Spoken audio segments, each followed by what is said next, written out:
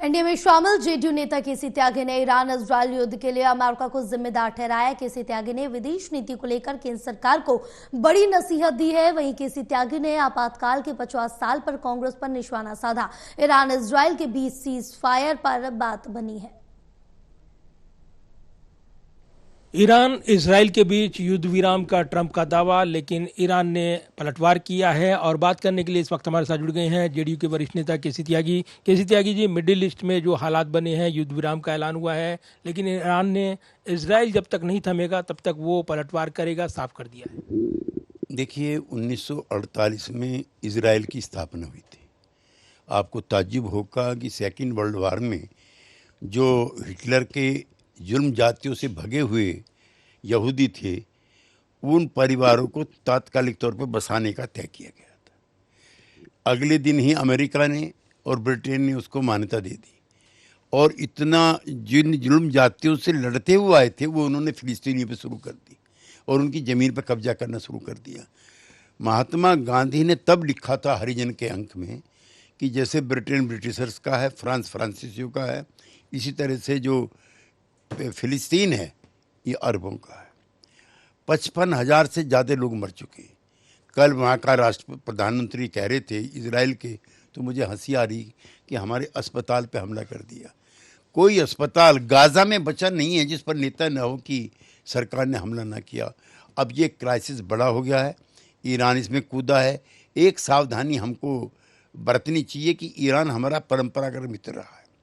कई अवसर ऐसे आए इंक्लूडिंग इंडो पाक वार, जब ईरान ने हमारा साथ दिया है। मुझे प्रसन्नता है कि प्रधानमंत्री ने पहल करके ईरान के प्रधानमंत्री से बातचीत की, राष्ट्रपति से बातचीत की है, और मैं चाहता हूं कि प्रधानमंत्री और सक्रिय हों।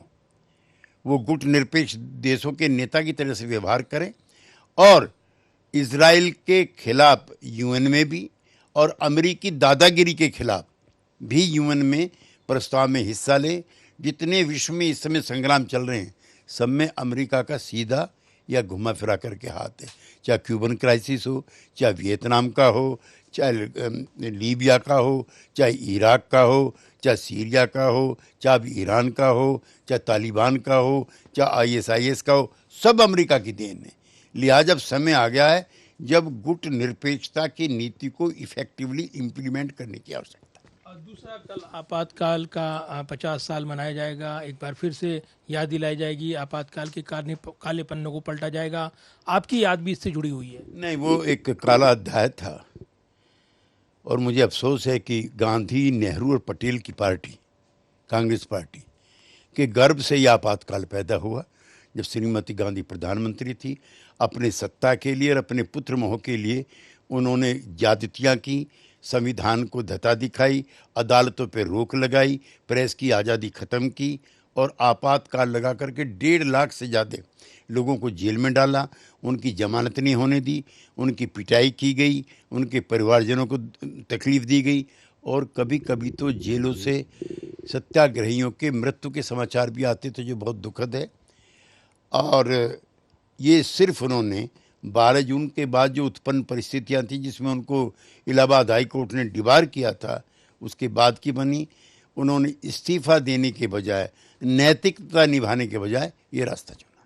धन्यवाद बात करने के लिए। और एक तरफ ईरान इजराइल के बीच लड़ाई, युद्ध विराम का दावा, तो दूसरी तरफ नसीहत दे रहे हैं विदेश नीति को लेकर केसी त्यागी, जो जेडीयू के वरिष्ठ नेता हैं। वहीं आपातकाल के 50 साल होने जा रही हैं, इससे जुड़ा अनुभव भी उन्होंने बयान किया है और इस दिन को याद करते हुए हमला बोला है।